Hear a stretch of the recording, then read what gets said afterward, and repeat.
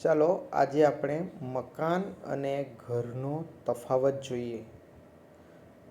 બંને સમાનાર્થી જેવા લાગતા શબ્દો ખૂબ જ અલગ અર્થ ધરાવે છે. તો મકાન અને ઘરનો તફાવત. હાઉસ અંગ્રેજી શબ્દ છે એટલે કે મકાન.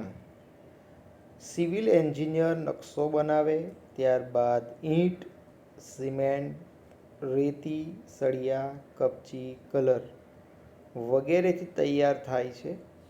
આ બધી જ વસ્તુઓ નિર્જીવ હોય છે. જ્યારે હોમ એટલે ઘર, જેમાં જીવંત અને પ્રેમાળ વ્યક્તિઓ રહે છે.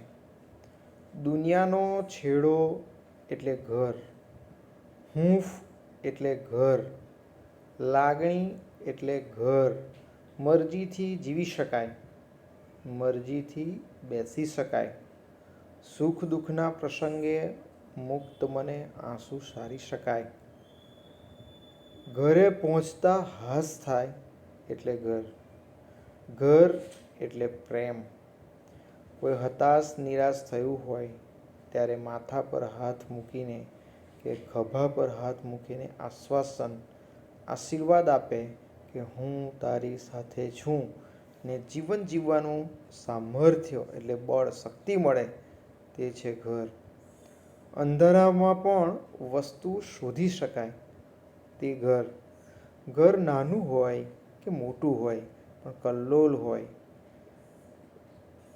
એકબીજાનો સંપ હોય, નિસ્વાર્થ ભાવે લેવા કરતાં આપવામાં વધારે આનંદ હોય, એકબીજાને માન મળતું હોય, અતિથિઓને આવકાર મળતો હોય, કુટુંબના સભ્યોને જતું કરવાની ભાવના હોય, તે છે ઘર.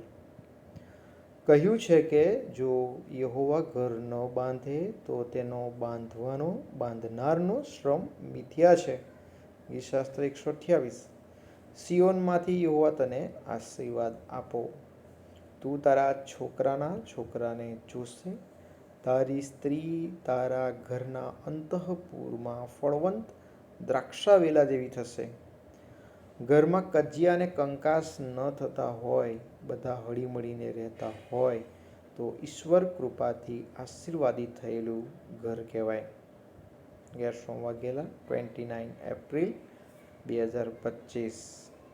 જો તમને આ બાબત ગમી હોય તો અન્ય લોકોને શેર કરો કે જેથી ઘર અને મકાનનો તફાવત સમજી શકે. Thank you so much.